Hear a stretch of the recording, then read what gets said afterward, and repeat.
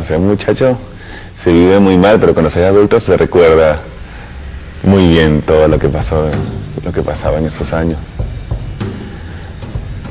Pues esos años fueron, yo creo que son tantas cosas juntas que el mejor recuerdo es justamente esa multiplicidad y esa diversidad y esa intensidad de la vida. Fue los años de mi primera novia, pero de las primeras veces que fui preso. Fueron los años de ver que se caía el muro de Berlín, pero que nació una patria distinta. Pero que es muy simbólico, porque aquí en este rincón del mundo, que ni siquiera aparecía en la prensa, creo que estaba ocurriendo que mientras caía el muro de Berlín se derrumbaban otros muros, ¿no? Aquí en Caracas, en Venezuela. Es tiempo de trabajar y de actuar sin descansar, de saber que Venezuela todo lo puede lograr. Es tiempo de convencernos de que Venezuela es un gran país noble, pero es necesario que cada uno de nosotros decida siempre ser el mejor.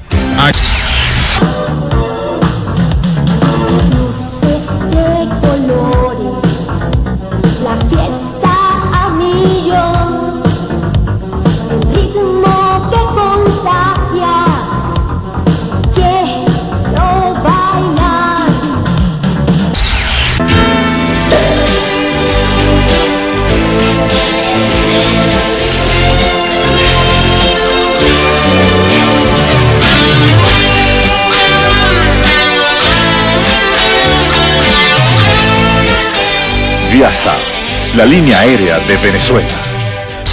Con la construcción del metro de Caracas se ha abierto desde el punto de vista de las obras materiales de gran proyección social una nueva etapa en la vida de la República.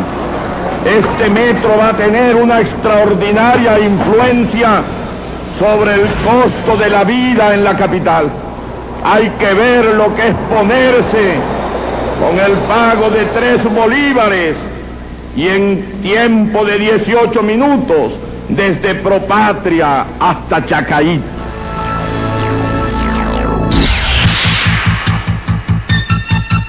¿Te gustó? Drum Rose. Y disfrutar. Drum Rose.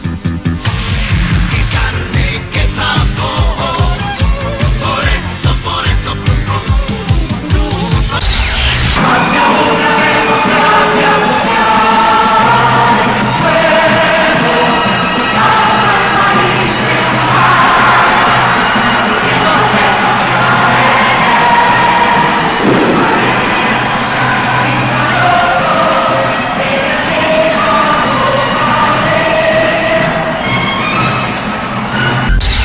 Yo creo que fue un periodo de quiebre. Creo que esos años fueron un periodo de quiebre. Sí, salíamos de un sueño, digamos, un mal sueño, un empacho más bien, un sueño de empacho. Sueño al fin, porque esa idea que aquí hubo abundancia, que un buen día se acabó, no fue cierto. Hubo abundancia para ciertos sectores, hubo ficción de abundancia para la mayoría. Y resulta que no solo se había acabado la abundancia, que no la hubo, sino que se había acabado la ficción. Estamos en un país que ocultaba muy bien sus conflictos, ¿no? O sea, yo creo que en ese momento el Estado tenía un control, no porque fuese un control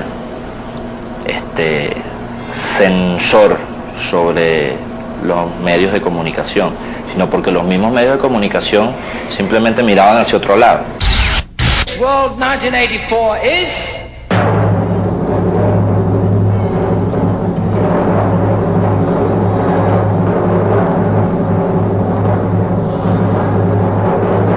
Miss Venezuela.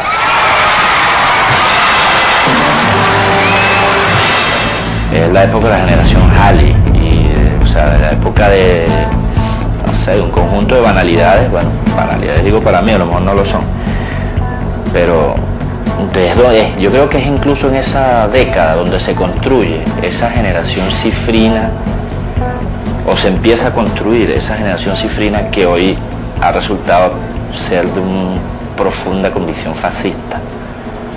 O sea, y eso en algo tiene que ver los medios, o sea, los medios banalizando esto, la explosión,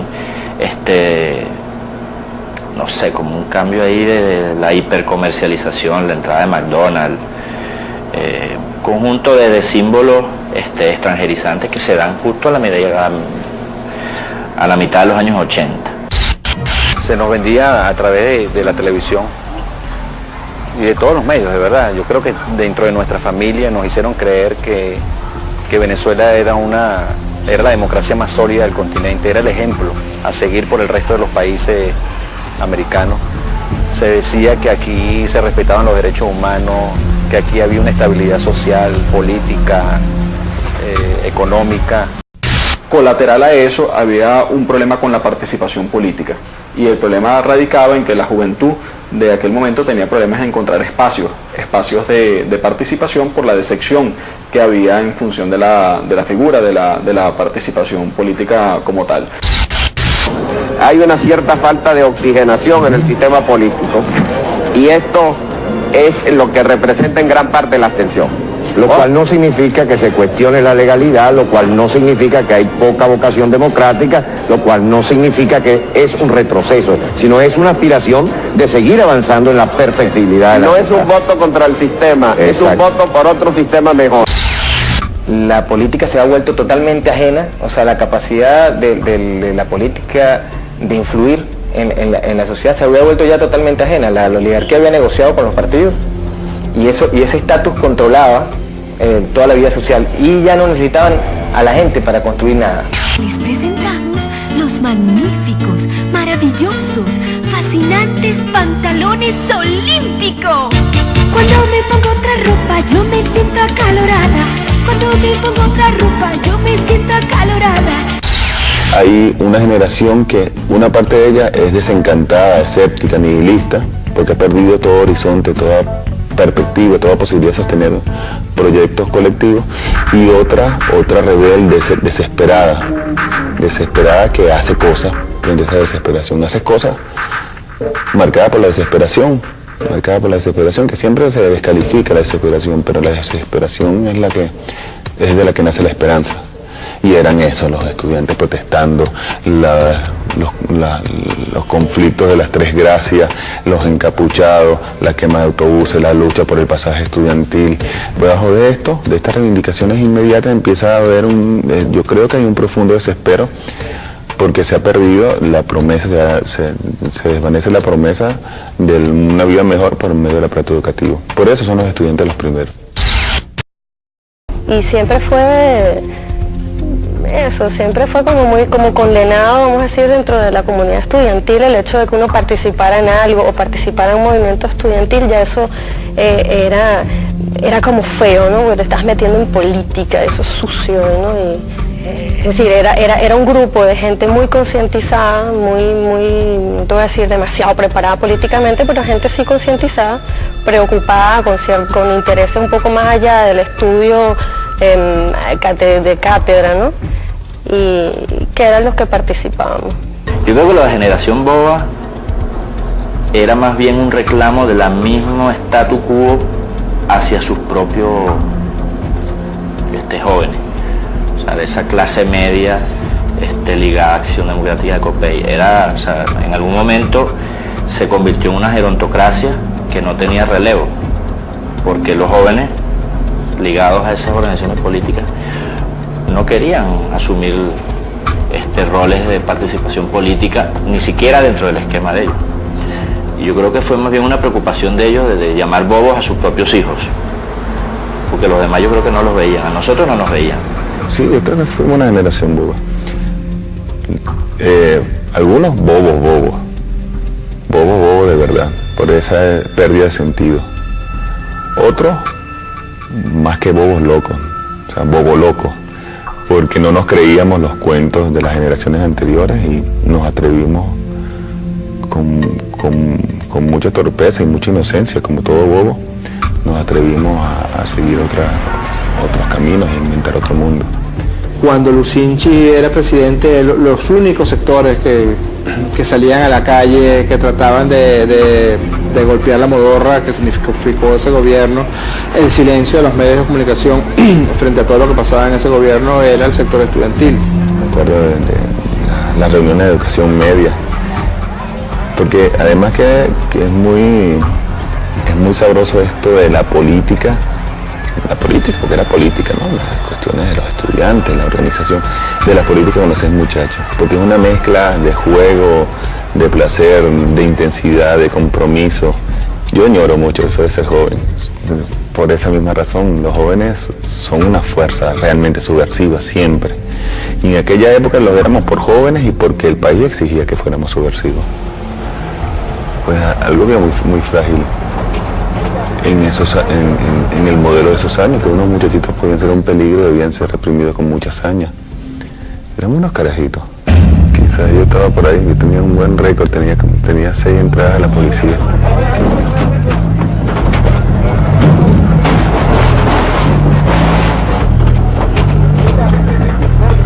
Ya entrada bastante la tarde, se siguen generando hechos de violencia en los alrededores de la Universidad Central de Venezuela, donde grupos de encapuchados se han dado la tarea de detener aquellos vehículos en los cuales se transportan alimentos, saqueándolos.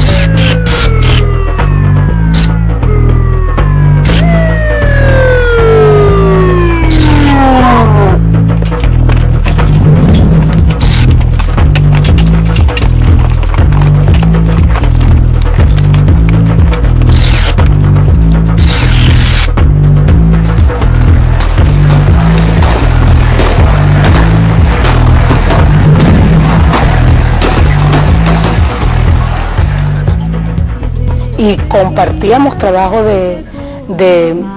trabajo comunitario.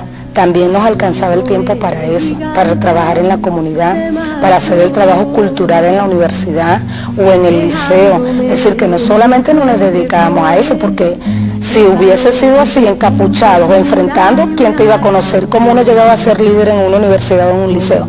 Obviamente se formaba parte de todo un trabajo que uno realizaba donde te conllevaba la toma de conciencia. Si hacías teatro, pues uno vinculaba eso a la toma de conciencia en función de las luchas que en ese momento estaba librando el pueblo.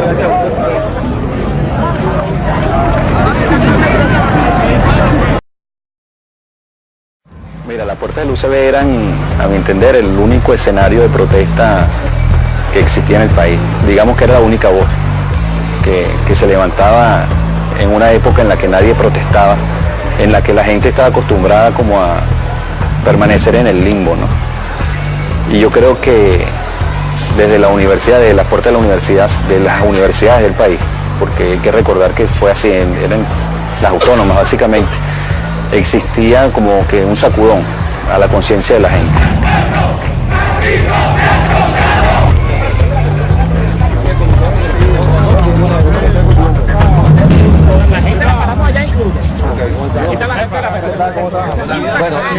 Bueno, mira, vamos a hacer lo siguiente.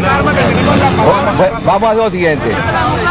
Nosotros no vamos a permitir ninguna marcha, y después de esa barrera que está allí amarilla, nosotros no queremos tener ningún problema con ustedes, por favor. Por favor. No se responsabilizan, nosotros no podemos responsabilizar. Eso es lo que estamos diciendo, pues. Ahora, lo que le digo, hemos dialogado. Como representante aquí del gobierno, de la Policía Metropolitana, tiene que evaluar qué es lo que le interesa al gobierno, si le interesa tener un conflicto o una marcha pacífica. Pero es que hay una decisión con respecto a eso, por favor, ya. Yo quiero. Pero hay la posibilidad de reconsiderar la decisión. No hay ninguna decisión, porque una marcha pacífica. Esa no es decisión. La decisión usted la sabe, y muchas gracias, señora. ¿Okay? Cuando tú ibas a protestar de manera pacífica, eras perseguido, eras incluso asesinado. Te veían en la calle y te decían, bueno, muerto delincuente, ¿no? Y te ponían una pistola a un lado y decían que eras delincuente cuando en realidad eras estudiante o eras trabajador, que simplemente no estaba de acuerdo con las cosas que venían sucediendo en el país.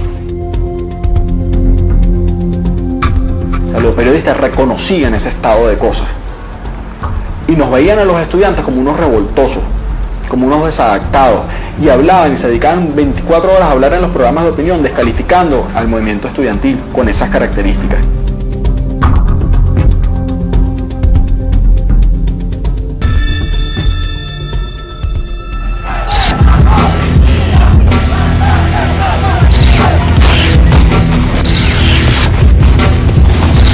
Eso es una expresión, ¿no?, del nivel de represión que existía en aquella época y de por qué había que encapucharse, porque si no te encapuchabas te buscaban y te jodían. Entonces la capucha era un mecanismo de defensa.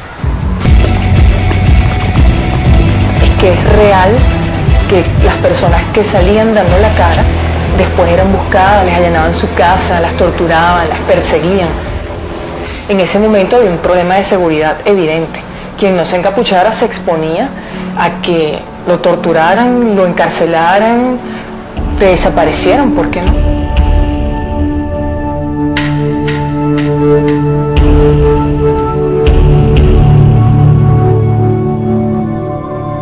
El pasaje estudiantil tiene más de 50 muertos para que exista el pasaje estudiantil. Esos son los saldos del movimiento estudiantil.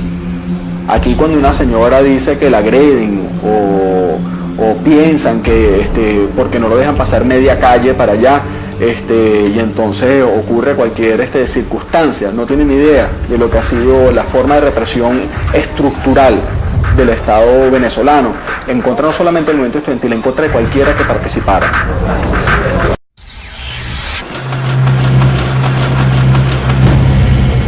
Se produce el incidente entre la Guardia Nacional y estudiantes de agronomía de la Alcabala de Tazón. Lo lamento profundamente, pero sí digo que aquí hay unos cuantos que están tratando de aprovecharse de situaciones de coyuntura para crear problemas de orden público y que yo no estoy dispuesto a tolerarlos. Allí un Estado que por una parte pregona la paz y la conciliación y por otro lado utiliza todos los medios violentos que tiene a su disposición para suprimir la disidencia radical.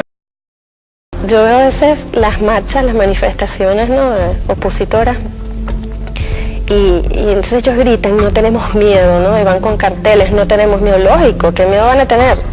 Obviamente no tienen miedo. Miedo había que tener antes, ¿no? Miedo había que tener antes, y los que precisamente lo dirigen a ellos son los asesinos. Están de su lado, ellos no pueden tener miedo. Sistemáticamente fueron apareciendo muertos en las manifestaciones estudiantiles. Yo creo que eso es un elemento sustancial. El aliñado de las escopetas, supuestamente la prohibición. De hecho, una de las cosas más importantes que nosotros pedíamos era no uso de las armas de fuego en manifestaciones políticas.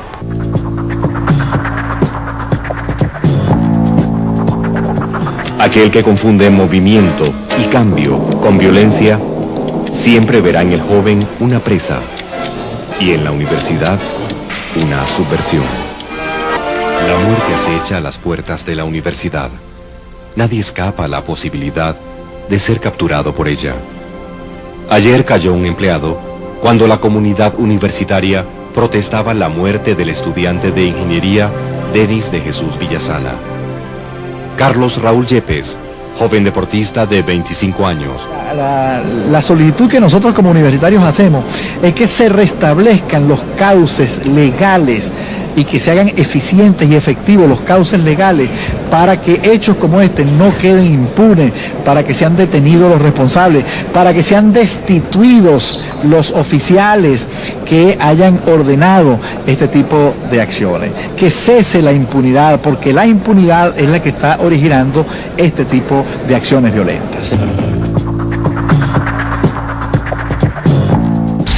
Recuerdo el caso de Gonzalo, otro muchacho, Gonzalo, que tendría 19 años, quizás un poco menos, un poco más, un estudiante brillante de la Simón Bolívar, que también bueno, una historia parecida a la mía, se cansó de la experiencia universitaria que resultaba frívola e inútil y se fue a buscar a la gente. Mira, él fue a una protesta organizada en el Liceo Andrés Eloy Blanco en Propatria. Era una protesta de liceístas básicamente por el pasaje estudiantil. Los muchachos salen a la calle, la policía metropolitana llegó a reprimir. Él es apresado vivo, caminando por sus propios medios, y en la patrulla le disparan y ingresa horas más tarde al hospital y fallece en el hospital. Bueno, luego de la muerte de mi hermano, mi papá inició un juicio en contra del policía metropolitano que le disparó. El juicio duró 13 años. Okay. Fue realmente una época muy dura para nosotros porque mi papá asumió el juicio como una pelea pues muy personal, ¿no?, de él. Y bueno, finalmente realmente la importancia era sentar el precedente porque nunca hubo no hubo ni hay, es el único caso de un policía condenado por haber asesinado a un estudiante en una manifestación. A pesar de que no era el único culpable en ese momento, porque él fue el que disparó, pero en la patrulla iban 3 policías más.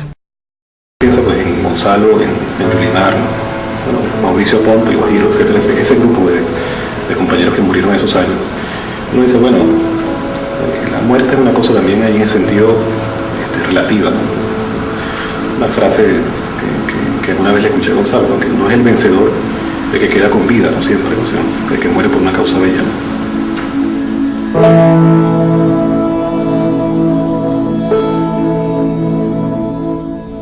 Que tengo el televisor y tengo la carne y tengo el radio y tengo la nevera, entonces yo voy a existir con estas cosas que tú me has negado siempre, yo te las voy a quitar porque de otra manera no voy a poder acceder a ellas y tú me dices que las tengo que tener. Es que era lo paradójico en el discurso mediático.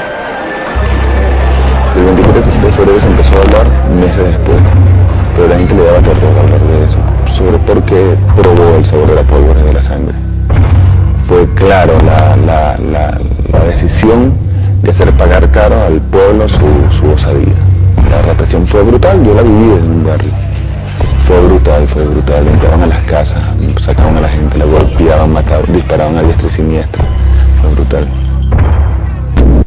Efectivos del ejército tomaron desde tempranas horas los centros comerciales, aquellos en los cuales nada ha sucedido y aquellos en los que hoy queda un rastro lamentable de los sucesos de los cuales hemos venido hablando a lo largo de todas nuestras emisiones informativas. Los efectivos militares trataron en todo momento de mantener el orden público en el día de hoy, ya que los sucesos de ayer, como hemos venido señalando, fueron prácticamente incontenibles. Todo el año 89, 90, 91, 92, la sombra, el peso, el espectro, el fantasma del 27 y 28 de febrero estuvieron presentes y yo creo que fue un momento de quiebre histórico, ¿sabes? De quiebre en la sensibilidad colectiva. Y mira, yo creo que fue una experiencia muy traumática. Yo creo que se podría comparar con lo que dicen las mujeres que es un parto, ¿no? O sea, que es doloroso, o sea, pero que a la vez es feliz, ¿no? Todo lo que eso significa, ¿no? Hay una leyenda negra del 27 de febrero que fue muy útil para los sectores dominantes, el saqueo, la locura, el salvajismo desatado. Yo creo que es más bien un milagro lo que ocurrió ese día. Es un milagro que cambió el país. Ahí cambió el país. Cambiaron los actores, el pueblo se hace grande, se descalabran las vanguardias, se descalabran el control del Estado, de las cosas dominantes sobre el pueblo, se desbarata el mito del bienestar colectivo, se viene abajo, cambió el país. Anuncia las transformaciones que vienen en los años siguientes. Venezuela fue uno de los países donde con más ahínco se aplicaron las medidas del Fondo Monetario Internacional. País muy rico en petróleo, lo ha sido también en miseria y exclusión. A pesar de los inmensos recursos con los que contó el país por décadas, las condiciones de vida de gran parte de los venezolanos en poco o nada se beneficiaron de esas riquezas.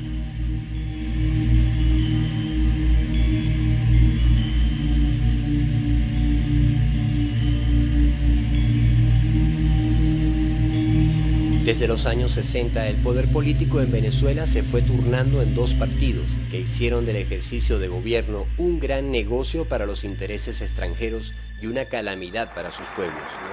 La circunstancia que está viviendo Venezuela y las orientaciones de la política del presidente Bush nos ha acercado mucho más, puesto que son cuestiones fundamentales lo que en este momento estamos tratando con los Estados Unidos. Gobernantes que a cambio de llenar sus bolsillos acataron las órdenes de organismos extranjeros para amarrar la economía del país a una deuda externa impagable, un mecanismo de dominación económico basado en el soborno y la corrupción que le rindió grandes ganancias a su creador, el capital internacional y el imperio del norte.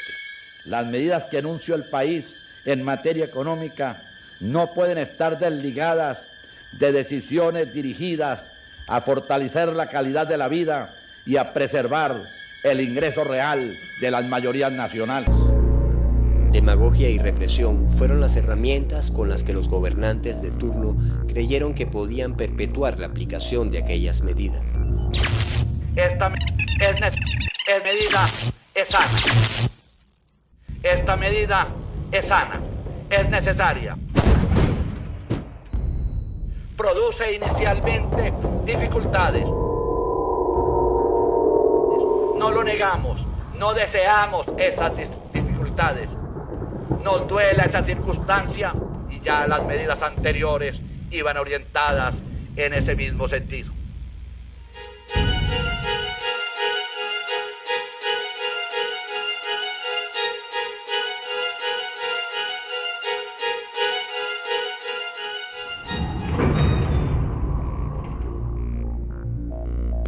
De esta tarde aquí en Caracas, grupos de manifestantes protestaron en contra del alza del pasaje. Al conocer las tarifas del pasaje, tal situación generó una serie de protestas en toda el área metropolitana y en algunas zonas del interior del país.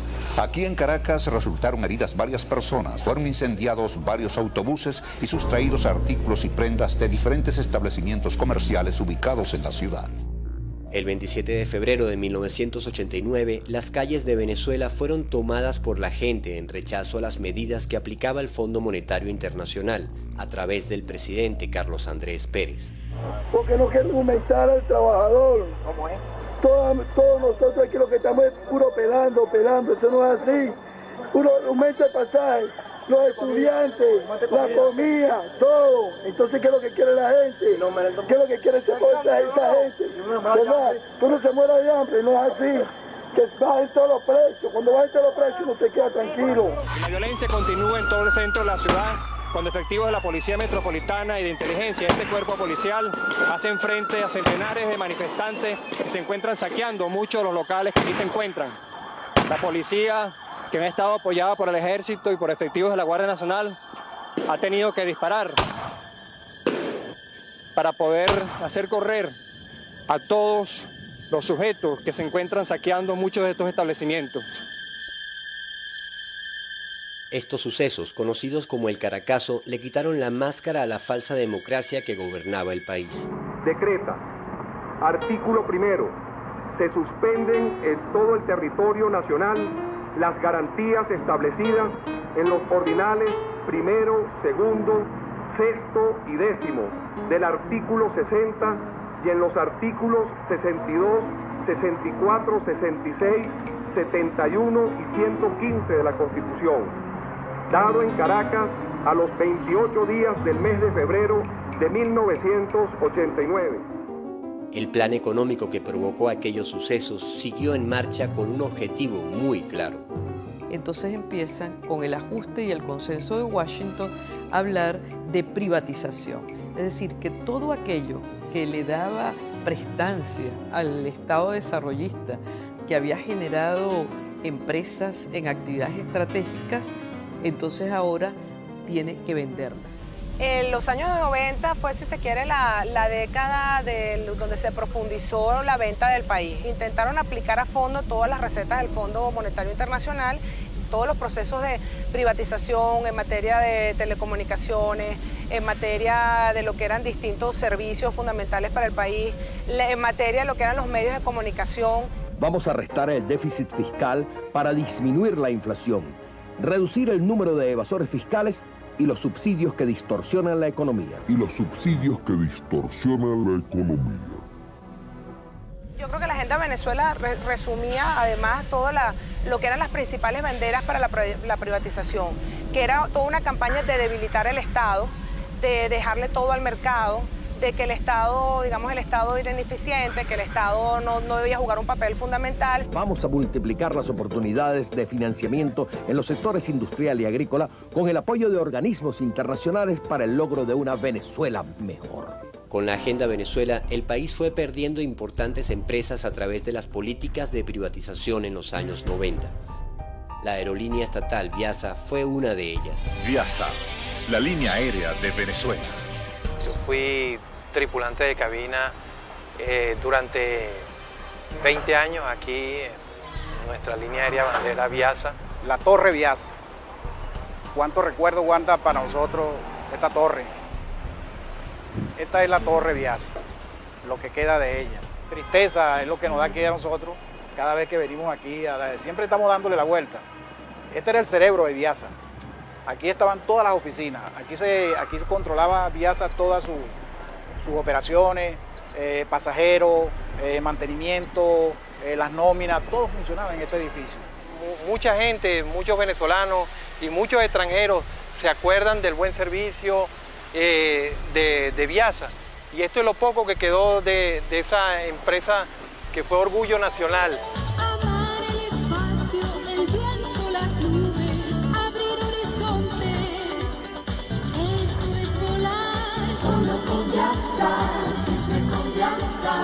Viasa, la línea aérea de Venezuela. La línea de las 7 estrellas. Viasa, siempre más. Una empresa que era un verdadero orgullo nacional, una empresa que durante 37 años hizo un servicio a la patria encomiable, y de esto no queda sino este edificio, y presumo que lo dejaron porque los ladrillos están pegados con cemento. Lo demás, todo, absolutamente todo, fue víctima de un brutal y burdo saqueo. Cuando se privatizó la empresa, sabíamos que no era para nada bueno. El proceso que se estaba utilizando, el proceso neoliberal, que consistía en privatizar todas las empresas del Estado, a la larga eso nos iba a causar problemas. Y eso tratamos nosotros de evitarlo, pero ¿qué va? Nuestros ruegos, nuestras peticiones no fueron atendidas, porque las instrucciones eran destruir la empresa, sacar los equipos, repotenciar a Iberia y desaparecer a Viasa. Agenda Venezuela, la forma de colocar cada cosa en su lugar. Inclusive en aquella oportunidad hablamos con el señor Teodoro Pekov, que era el presidente del Fondo de Inversiones de Venezuela, y era en una reunión lo que nos dijo fue, bueno, Viasa es una empresa, lo que hay es que meterla en una poceta y tirar la cadenita y bajarla. Agenda Venezuela, la forma de colocar cada cosa en su lugar. En el segundo gobierno de Caldera se llevó la empresa a la quiebra y se declaró en quiebra, y nosotros, los venezolanos, que nos quedamos sin nuestra línea bandera, somos los que aún a 11 años estamos sufriendo las consecuencias de ese proceso de privatizaciones y neoliberalismo que ocurrió en aquella época. Dividir los impuestos equitativamente para que pague más quien tenga más y pague menos quien tenga menos. Más, menos, más, menos, más, menos, menos, menos, menos. O sea, las instrucciones ya estaban dadas. Eran instrucciones que ya se traían los gobiernos de la Cuarta República, destruir a Viasa, privatizar inclusive la CanTV, lo cual lograron, es el petróleo de Venezuela. Eso hubiera sido, la venta total del país. En la lista de empresas por privatizar que había dictado Washington figuraba a la cabeza la estatal Petróleos de Venezuela. A partir del año 1993 se comienzan a dar los pasos para entregar la industria a las transnacionales bajo un plan que se llamó Apertura Petrolera.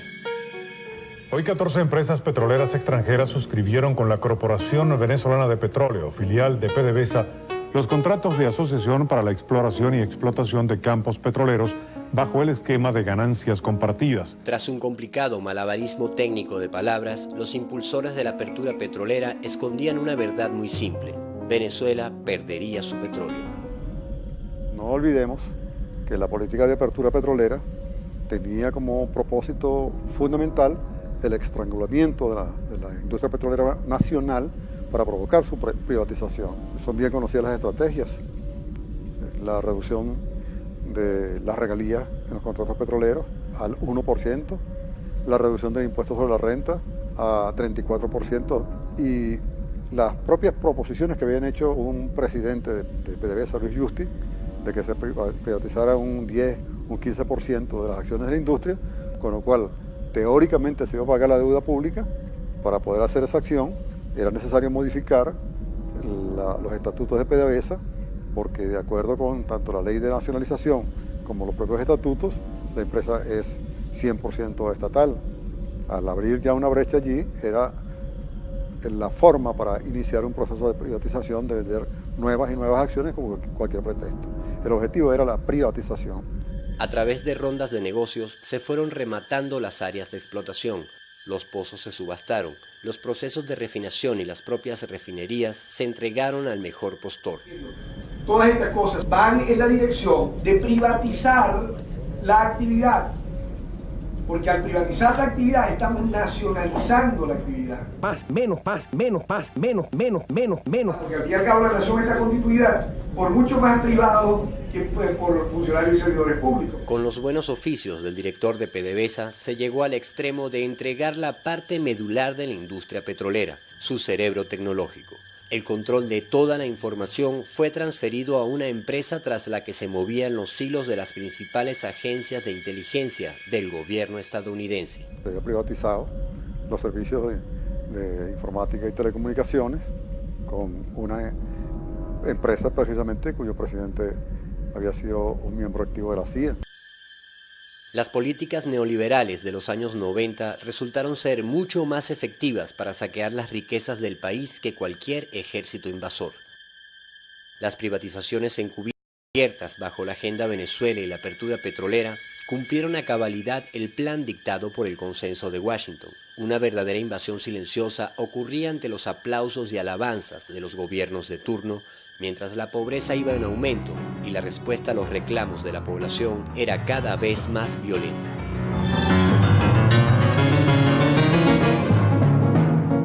La descomposición social creció como nunca en Venezuela, pero también crecieron las organizaciones populares que luchaban por un cambio de rumbo en el país. Algunos miembros de las Fuerzas Armadas fueron parte en ese proceso y un movimiento llamado Bolivariano 200 se dio a conocer al mundo al rebelarse contra el gobierno en la insurrección cívico-militar del 4 de febrero de 1992.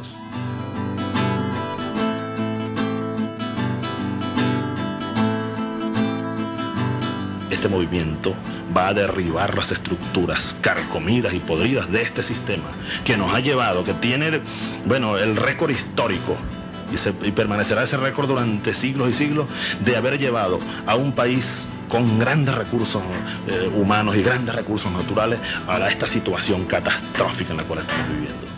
La acción de estos jóvenes militares, inspirados en el ideario del libertador Simón Bolívar, trató de devolverle la soberanía al país, pero fueron derrotados a las pocas horas por las fuerzas del gobierno. De allí comenzaron ellos a analizar, me propusieron un mensaje a los compañeros en armas por todos los canales y los medios de comunicación. Yo le exigí mi boina, exigí, bueno, salir con todo mi uniforme y bueno, mira, en un tris, como dicen allá en el llano, estaba yo frente a las cámaras. Mi intención fue enviarle un mensaje a los compañeros y de tranquilidad al pueblo venezolano para evitar, pues, más, como lo dije en esa ocasión, más derramamiento de sangre. Y este mensaje bolivariano va dirigido a los valientes soldados que se encuentran en el regimiento de paracaidistas Aragua y en la brigada blindada de Valencia. Compañeros, lamentablemente por ahora los objetivos que nos planteamos no fueron logrados en la ciudad capital. Es decir, nosotros acá en Caracas no logramos controlar el poder. Ustedes lo hicieron muy bien por allá, pero ya es tiempo de evitar más derramamiento de sangre, ya es tiempo de reflexionar y vendrán nuevas situaciones y el país tiene que enrumbarse definitivamente hacia un destino mejor.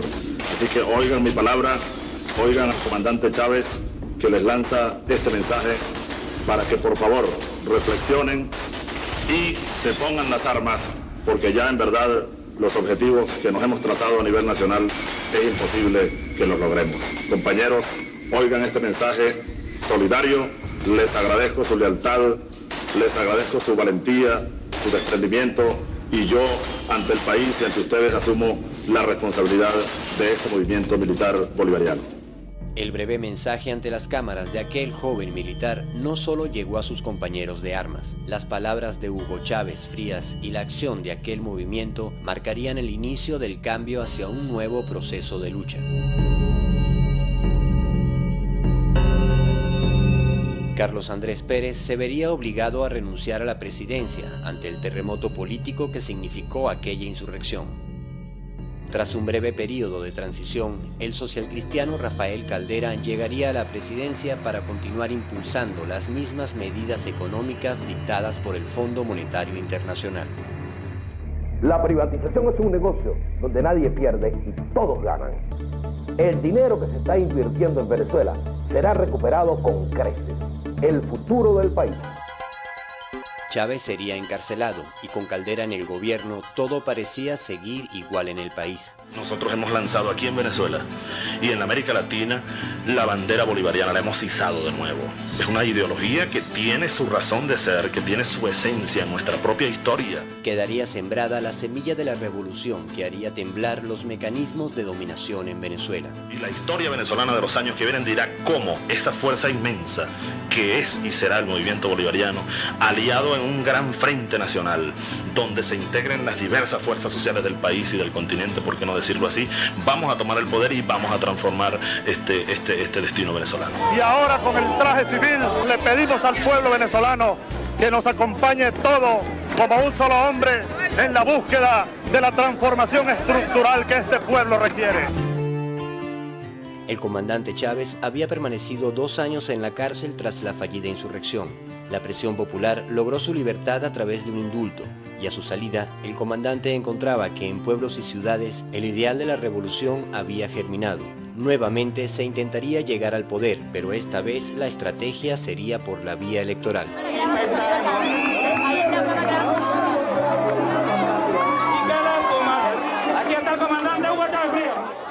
Hemos salido a este encuentro fervoroso con el pueblo, a este encuentro fervoroso con los jóvenes venezolanos, para llamarnos a la lucha. Compatriotas, no tenemos otro recurso sino luchar a brazo partido para abrir el camino que estos niños que andan por allí, mucho más jóvenes que nosotros, deben transitar para tener una patria libre. Nosotros hoy, lamentablemente, tenemos que decirlo, no tenemos patria libre. La patria la violaron, la patria la mancillaron, la patria la acabaron tanto corrupto y tanto traidor.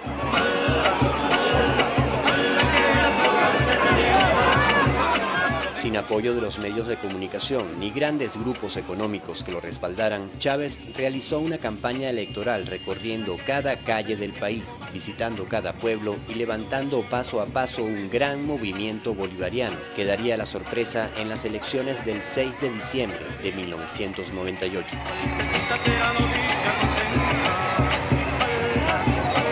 Hugo Chávez, un teniente coronel retirado, es el presidente electo de Venezuela. Chávez se impuso abrumadoramente con el 56% de los votos. Luego de su victoria por amplio margen en las elecciones del domingo, Venezuela ya tiene un nuevo presidente y en las calles celebran el triunfo. Sus seguidores se lanzaron a las calles del país para celebrar la victoria de Hugo Chávez.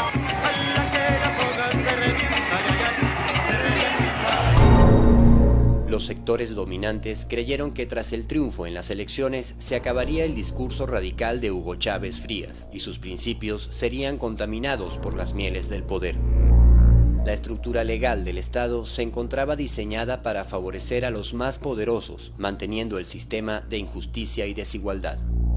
Desde el punto de vista del norte, era cuestión de tiempo ver al nuevo presidente transformarse en un mandatario convencional sumiso a los intereses del gran capital. Pero no fue así, y los cambios en el país comenzaron desde el primer día de su investidura como presidente. Lo más importante para mí es la nueva ola que se abre en América Latina con la Revolución Venezolana, que se inicia en el año 99 con la toma de posesión de Chávez, en el marco de un declive del imperialismo norteamericano, que es un tema muy largo, pero que se resume en su carencia de agua y de energía y en su pérdida de peso en la economía mundial. Algo había cambiado en el mundo durante la década de los años 90. Desde el foso de miseria en que América Latina había sido sumida, surgían fuerzas de cambio que le torcerían el rumbo a la historia, ganándole terreno al colonialismo neoliberal. Ahora sí creo, porque ando por todas partes, que estamos a las puertas de una inmensa victoria histórica, estratégica, táctica. Terminaban los años 90 y comenzaban tiempos de revolución en América Latina.